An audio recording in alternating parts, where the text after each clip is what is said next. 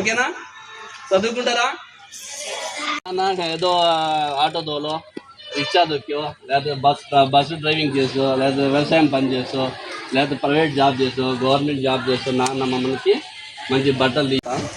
నాన్న ఈ లిప్స్ పైన ఎవరన్నా ముద్దు పెట్టుకున్నా, కిస్ చేసినా, టచ్ చేసినా ఈ గుడ్డా బ్యాడా? బ్యాడ్. వెంటనే మనం అమ్మకి చెప్పేసేయాలి, వాడు ఈ విధంగా ముట్టుకున్నాడు, టచ్ చేశాడు. ఓకేనా? ఈ చెస్ట్ భాగంలో ఎవరన్నా మనం టచ్ చేస్తే గుడ్డా బ్యాడా? వెంటనే అమ్మకి చెప్పాలి, లేదా ఎవరు అమ్మమ్మ కానీ నానమ్మ కానీ చెప్పాలి. ఎవరు కూడా మౌనంగా ఉండకూడదు.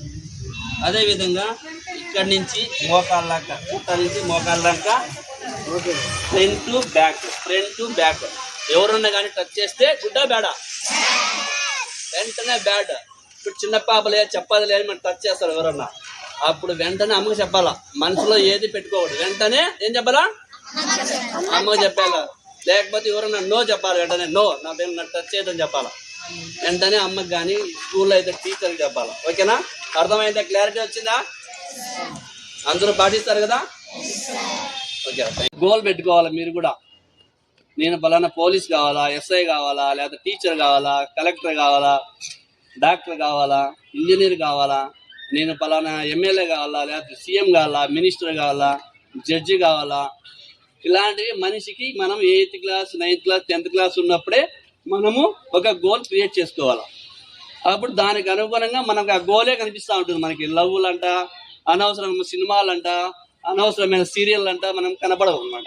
మనకు ఒక గోల్ పెట్టుకుంటే ఆ గోల్ మాత్రమే మన కంటికి కనపడతా ఉండాలన్నమాట. ఆ గోల్ ఎలా రీచ్ కావాలా, దానికి సరైన గైడెన్స్ తీసుకోవాలా, టీచర్లు అడగాల. నేను డాక్టర్ కావాలనుకున్నాను అనుకో, డాక్టర్ కావాలంటే ఇంటర్లో ఏ గ్రూప్ తీసుకోవాలా, ఇంజనీర్ కావాలంటే ఏ గ్రూప్ తీసుకోవాలా. ఇలాంటివి ముందుగానే ప్లాన్ చేసుకొని చదువుకొని జాబ్ కొడితే మీ ఊరంతా షాక్ కావాలబ్బా. ఏం పేరు నీ పేరు? ఏం పేరుమా? సంధ్యారాని MBBS seat కొట్టిందో batter. MBBS seat కొట్టిందంటే మీ ఊరంతా షాక్ అవుతారు. అబ్బా సంధ్య ఎంబీబీఎస్ సీట్ కొట్టిందంటే డాక్టర్ అయిపోతుంది ఇంకా. ఆ విధంగా మీ ఊరు అందరూ కూడా నువ్వు కొట్టే ర్యాంక్ కానీ, నువ్వు తెచ్చుకునే మార్కులు కానీ, నువ్వు కొట్టే జాబ్ చూసి అవాక్ కావాలా. ఇష్టంగా గుండెలపై తన్నించుకుంటాడు, కష్టాన్నే తన మోస్తూ నిన్ను పెంచుకుంటాడు. ఇష్టంగా గుండెలపై తన్నించుకుంటాడు, కష్టాన్నే తన మోస్తూ నిన్ను పెంచుకుంటాడు. తను చేరని తీరాలే నిన్ను చేర్చాలనుకుంటాడు, తనకందని ఆనందం నీకందితే చాలనుకుంటాడు. ఏమిచ్చావని నిందించకురా నాన్నను, ఈ భూమి మీద ఏ సిరి ఇచ్చునురా నాన్నిచ్చిన ఈ జన్మను. ఇష్టంగా గుండెలపై తన్నించుకుంటాడు, కష్టాన్నే తన మోస్తూ నిన్ను పెంచుకుంటాడు.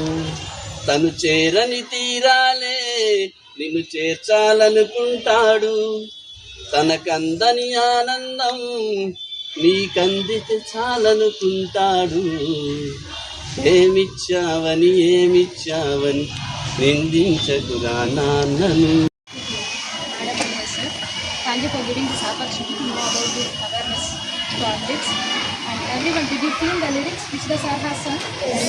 Lyrics పాట వినడం వేరు, లిరిక్ని ఫీల్ అవ్వడం వేరు. ఫీల్ అయ్యారా? ఏమిచ్చాడని నాన్న నిర్ణయించకూడదు.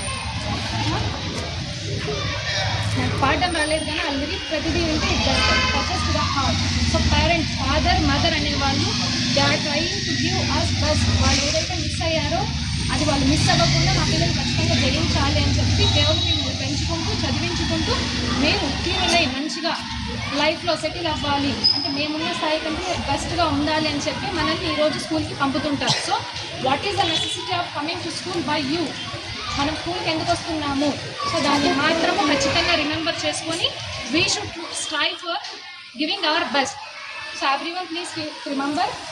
So for what the purpose of you're coming to school and what are the things we should do. మనం ఏం చేయాలని ప్రతి ఒక్కరికి మీకు తెలుసు, what is right and what is wrong. So దాని పరంగా మాత్రమే మనం కష్టపడి చదువుకోవాలి. ఖచ్చితంగా ఈ భూమి మీద మనం ఎప్పటికైనా కూడా థ్యాంక్స్ చెప్పాలి. మనకి ఇంకా ఏమి మాటలతో వర్ణించలేని వ్యక్తులు ఎవరైనా ఉన్నారు అంటే అది కేవలం పేరెంట్స్ అనే చెప్పాలి. సో మనం ఏం చేసినా కూడా పేరెంట్స్ కోసం చేయాలి, చేసి చూడాలి. ఓకేనా? And one more thing, good touch bad touch గురించి అందరికీ అర్థమైంది అనుకుంటాను.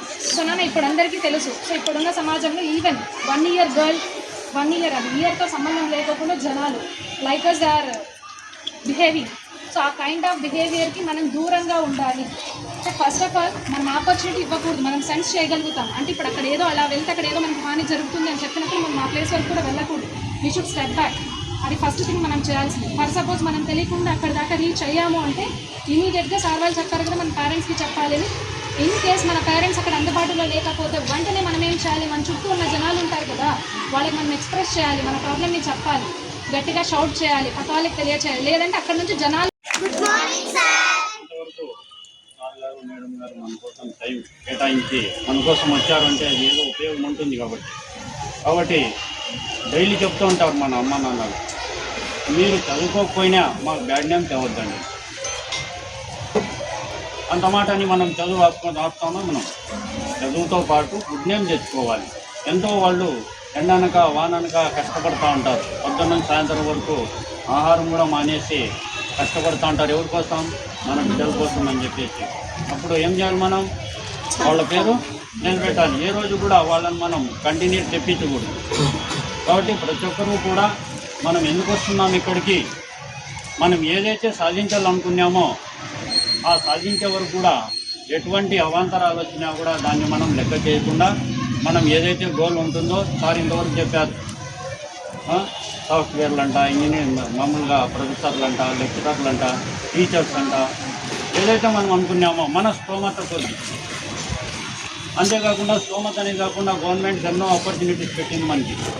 ఎవరైతే బెస్ట్ ఎడ్యుకేషన్లో ఉంటారో, ఎవరైతే గుడ్ ర్యాంకులో ఉంటారో వాళ్ళను ఫ్రీగా చదివిస్తుంది. అలాంటప్పుడు మనం దాన్ని సద్వినియోగం చేసుకోవాలి కదా. కాబట్టి ఇంతవరకు sir bad touch good touch చెప్పారు. ఏదైతే మీకు డౌట్గా ఉంటుందో వెంటనే మనం టీచర్స్ కావచ్చు, పేరెంట్స్ కావచ్చు వెంటనే ఇన్ఫార్మ్ చేయాలి. అంతేకాకుండా మనం రోడ్ సైడ్ పోతూ ఉంటాం, అన్నోన్ పర్సన్స్ రామా మీ నాన్న నాకు బాగా తెలుసు, నా క్లాస్మేట్ అది ఇది అని చెప్పేసి మిమ్మల్ని మధ్య పెట్టి బండ్లో ఎత్తుకొని పోవడము, ఆటోలు ఎక్కించుకొని పోవడము ఇలాంటివన్నీ జరుగుతాయి. కాబట్టి అలాంటి దాంట్లో మీరు ఎట్టి పరిస్థితుల్లో కూడా తాగకూడదు. ఓకే, కాబట్టి ప్రతి ఒక్కరూ కూడా మనము అనేది మనం నిరూపించుకోవాలి. ఎవరిని కూడా మనం ఇబ్బంది పెట్టకుండా ఉండాలి. స్కూల్ పేరు నిలబెట్టాలి, డిసిప్లిన్గా ఉండాలి. అంతేకాకుండా ఇంకేం చేయాలి, కలిసిమెలిసి ఉండాలి.